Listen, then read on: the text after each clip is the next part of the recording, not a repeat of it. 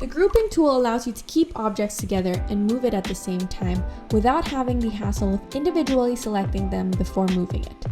It is useful when you have created multiple shapes that form one object. The group function will ensure that these shapes that make up the object will stay together when you move, rotate, scale, or copy it without needing to select all of it. As I've mentioned, when you group objects, it allows you to move it all at once.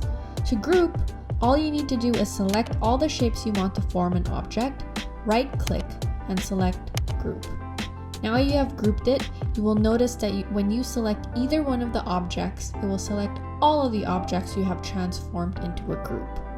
The Ungroup feature allows you to edit a single shape that you have grouped. In order to ungroup, just select on the object you have grouped together, right-click, and then select Ungroup. Layers are a way to manage all the objects you have created in your file. Think of layers as folders that contain different work that make up your entire project. It is essential to create layers to be able to properly edit and navigate objects within the file. To create a layer, select New Layer icon, or select on the right-hand icon and select on New Layer. To delete layers, drag the selected layer into the trash icon. If you want to duplicate a pre-existing layer, select on the right-hand icon and then select Duplicate Layer. To break down the layer panel, we have visibility. Usually you would use this if you want to temporarily hide an object that you have created in order to focus on shapes you want to work on. The eye icon indicates that the layer is visible, but once you unclick it, the eye icon will disappear, which means that the layer is hidden. The purpose of locking a layer is to prevent the shapes you have created from moving.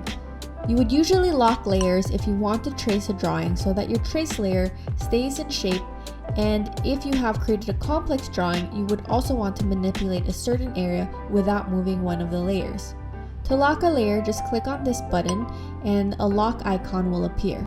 The lock icon indicates that the layer is locked and you will not be able to move it.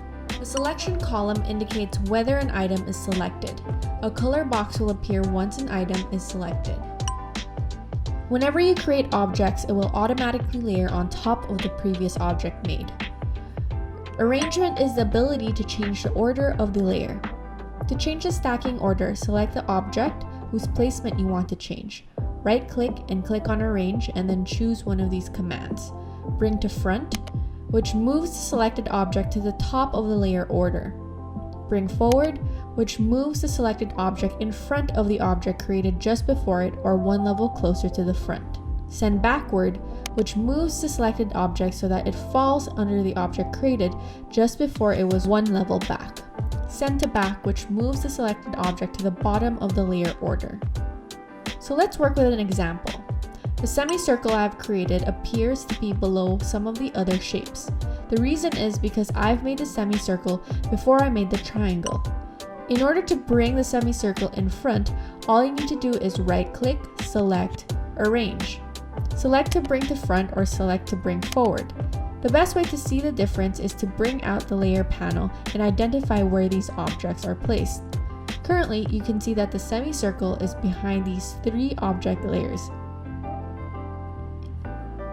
The difference between the two is that bring to front means that it will bring the semicircle on top of all the layers and it will act as the top layer, while bring forward would mean that it would bring the semicircle only one layer above. The same concept can be applied to send backward and send to back. The Pathfinder panel allows you to construct complex objects from a combination of similar shapes. If you cannot find the Pathfinder panel, just go onto Windows and select Pathfinder. The four functions we will be focusing on are Unite, Minus Front, Intersect, and Exclude. To help you visualize how each function works, I will show you two circles and what happens to it after you use the following tools. To make sure the Pathfinder works, you just need to select on both circles in order to see the effect of the tool. The Unite icon will combine all the selected objects into a single larger shape. So if I select these two circles, you can see them merge together to become one. Minus Front allows you to use any object to create a cutout from the one underneath. As seen here, the circle that was overlaying is now gone, as long as the intersecting area which formed a cutout. Intersect which will create a new shape by using the overlapping sections of the selected object.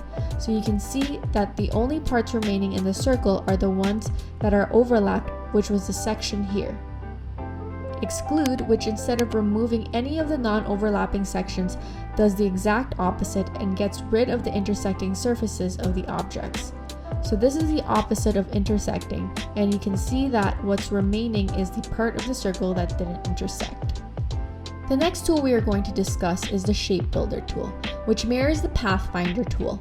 However, it is more specific to the shapes you want to merge or remove. The shortcut is Shift-M. It allows you to combine multiple shapes in various ways. You can merge shapes as well as subtract one shape from another. In order to use the Shape Builder tool, you must click and drag the areas within the shape you want to merge.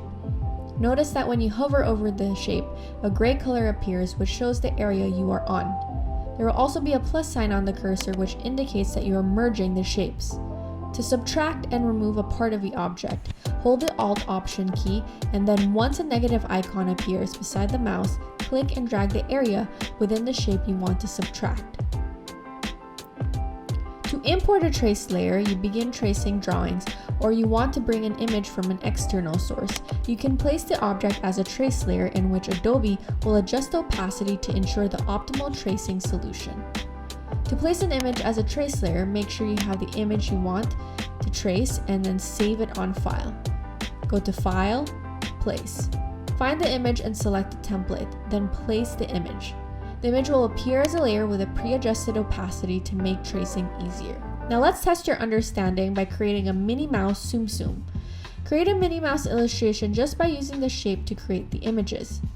First thing you could do is import it as a trace layer, use a Shape Builder tool to combine shapes to build your Tsum Tsum, use the Pathfinder tool to unite or minus general shapes, use the Arrangement tool to bring some shapes in front, and use the Layers and Group to organize your image.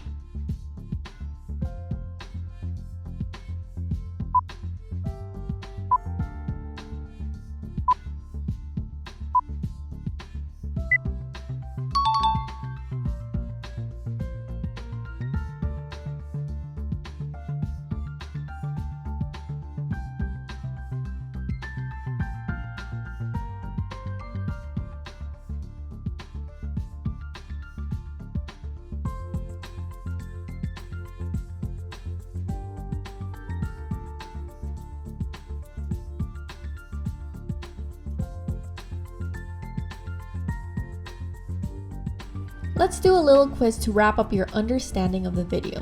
1. To group objects means to A. Be able to individually select on a group of objects, or B. To be able to select on multiple objects all at once. The answer is B. To be able to select on multiple objects at once. 2. To ungroup an object means to A.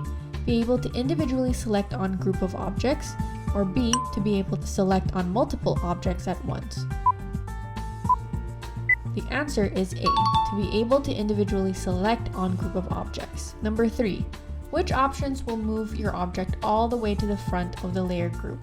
A. Bring forward, or B. Bring to the front. The answer is A.